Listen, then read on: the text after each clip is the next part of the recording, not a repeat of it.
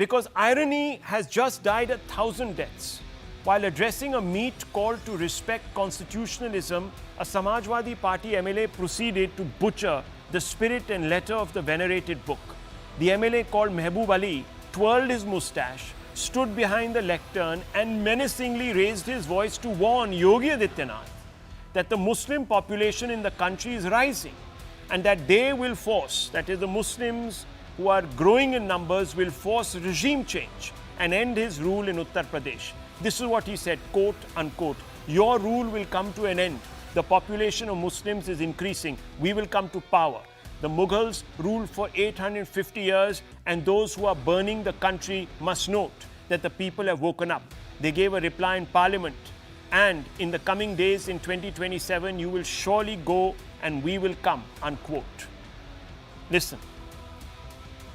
अब तुम्हारा राज खत्म हो जाएगा, आबादी बढ़ रही है मुसलमानों की इतनी, और आगे सत्ता में आ जाएंगे। ये काम तो मुगलों के बस की नहीं, जो 850 साल हुकूमत कर गए, उनकी हैसियत कुछ नहीं हुई। आज गुमराह करके देश को चलाने वाले ये एहसास कर ले कि हिंदुस्तान का आवाज जाग चुका है, पार्लियामेंट ने भी जवाब दिया है, और आने वाले वक्त में इंतजार कर ले, 2027 के अंदर आप जाएंगे जरूर, और इंशाअल्लाह हम आएंगे जरूर। Viewers, this statement is disturbing because it weaponizes demography. Might isn't right, and neither does it give anyone special rights. If leaders of the saffron fold were to begin exhorting Hindus, who are in a majority, to take back what is theirs just because they are in greater numbers, the consequences would be unimaginable. And expectedly, just about every ecosystem pseudo-secularists would accuse the BJP of communal hate and xenophobia, and it has happened in the past, when certain objectionable remarks have been made, exhorting Hindus to take up violence, etc., by sometimes saffron leaders.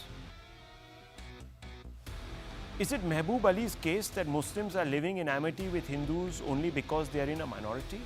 Is he saying that the moment Muslims become the majority, they would rule India to the detriment of Hindu community interests? Is that what he's trying to say, viewers? And is the Samajwadi Party going to put up with it?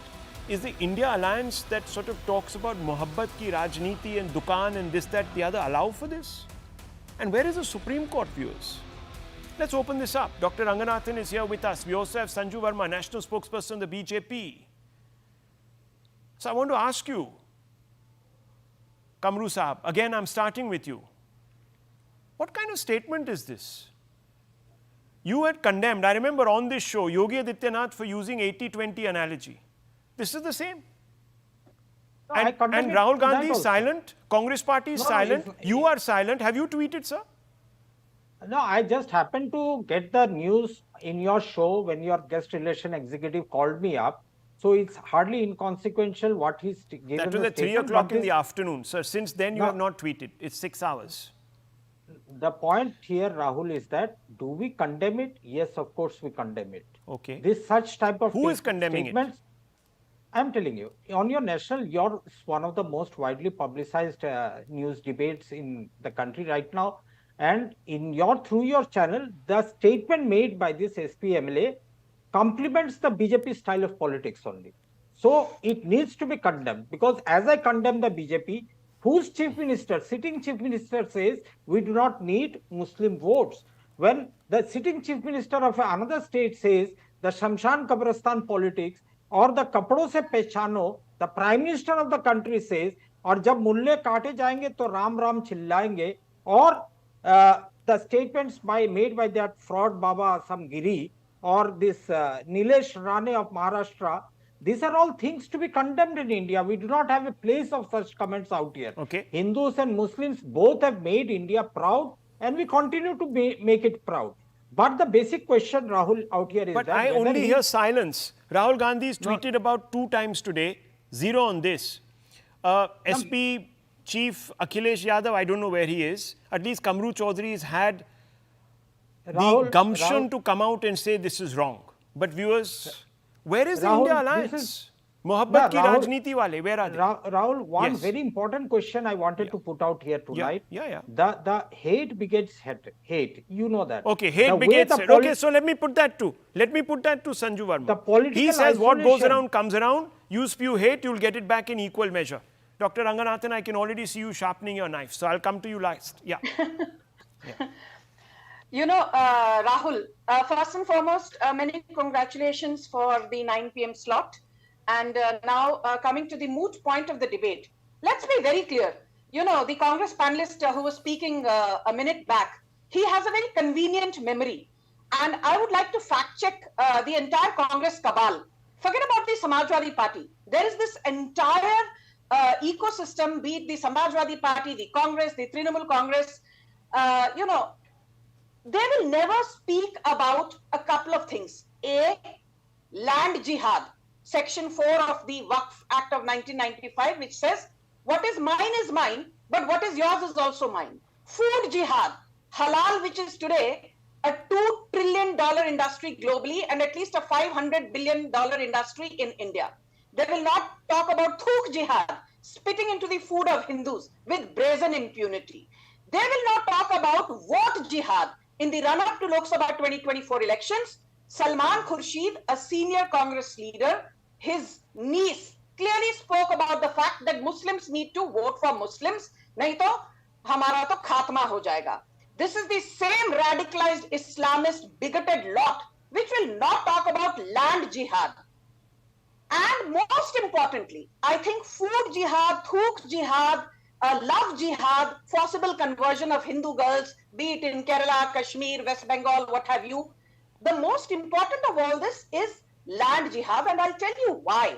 And I'm reminded of Himanta Biswa Sarma's comments as recently as in July 2024, wherein he said that by virtue of, becoming the majority in a couple of districts, then in a region, then in an area, then in a given state, that is how Ghazwa-e-Hind or Nawab-e-Mustafa or celebrating global Ummah is what the radicalized Islamist religion is all about. He said that every 10 years in Assam, the Hindu population on an average has grown at 15%. But on an average in Assam, every 10 years, the Muslim population has grown at 30% or even at 34%. And very quickly, in 10 seconds, I'll give you the statistics. In 1991, the overall Muslim population in Assam was just 63 lakhs. In 2001, 82 lakhs. In 2011, 1.06 crore. And in 2021, the Muslim population is 40% of the total population of Assam and stands at 1.42 crores. And, Assam is not an isolated case. That is what I keep saying. Okay, By virtue so the of point land is jihad, what? the point is simply this, that we want to wrest control of the demography of a region, and after we are sufficient in terms of numbers, then we will impose our culture, we will impose our religious mindset, we will impose our cultural, So suppression, not integration. ideology. Suppression, not integration. Okay. Yes, and last point, Rahul, my last point is this. Let me be very clear. I think the classic case. This is the clear classic example. One second. One second. Let me finish. I'll come to you. I will not skip you. You cannot permit Kamru sahab, 1 minute, please. I also have certain views. Listen to me. Then you might have a different opinion. Yes. I hope you come back to me. Rahul, my last point is this. Yeah. I think the most classic case of how Hindu population is on the decline and that of Muslims is on the rise, both organically and inorganically. The most classic case is of West Bengal, where barely 2 decades back. 2 decades is not a long time. 2 decades back, please bear with me, Rahul, don't rush me, 20 seconds. 2 decades back, the Muslim population in West Bengal was 1.4 crore. Today, as you and me speak, it's more than 2.8 crore. More than 28% of West Bengal's population of about 9.5. So you made your point. You've said it's about suppression, not integration. But, the BJP viewers spokesperson is responsible for what she says entirely. But I want to distance hard facts from terms like thuk and love and, land and this other jihad business, because I don't believe in all of that. Yes, there are issues. but I wouldn't go as far as the BJP spokesperson. She's got her right to say whatever she does in all responsibility, but I don't subscribe to those views. Anyhow, I just want to bring in Dr. Ranganathan on that point. Dr. Ranganathan, there might be 100 things wrong, but fundamentally, I know that certain Hindu leaders have also played this politics. Rahul, before you came to me, you said, look, I'll be coming to, after Kamruji, coming to Anand in a minute. I can already see he is sharpening his sword. Well, as someone said, a Hindu sharpens his argument while a Muslim sharpens his sword. I think it was Churchill. So I'm just sharpening my argument. Look, I'm contrary to what many people might feel or might be perturbed by. I'm absolutely cool with this. I'm absolutely calm and collected by what is happening. Because unlike one of the panelists here, Kamruji, I can name him, he has condemned this. He has called that person who said this a fundamentalist. He is not for me to be condemned. Because as I say, we snare the fundamentalists but spare the fundamentals. So it's not his fault at all. Why are we blaming him? He's only following the fundamentals. Al-Kufr Milatun Wahida. Disbelievers are one nation. Fight against those who do not believe in Allah and who do not adopt Islam. Fight them until they give the jizya while they are humble. 929. Disbelievers are one nation. Do not forget that disbelievers are allies of one another. 873. Do not make disbelievers guardians. 551. Do not take disbelievers as friends unless they convert and kill them if they refuse. 489. Now, is it this gentleman's fault? Has he said all this? So I'm not condemning him. But on the second issue, which is very important, I don't know why people find all this talk of demographic shift uncomfortable. Have we reached a stage where we cannot even state facts? Rahul, is it not a fact that a particular religious denomination is increasing compared to the others? Look, if you were to take as starting point the premise that all religions are exactly the same, then honestly, there is no issue. Because under that premise, if one religious population can be the majority, why can't be the other? Of course it can. But the fact is, all religions are not the same. Some religions exhibit predatory, supremacist, exclusivist views and practices. The truth is, if such a religious denomination becomes majority population, it becomes very quickly dictating its social practices upon others. There are some schools in Jharkhand that now have Friday as a holiday instead of Sunday. We have seen what happened in the Kashmir Valley. The sitting chief minister even called for stoning as a punishment. We have seen the state of homosexuals and atheists and women under the majority of such religious denomination.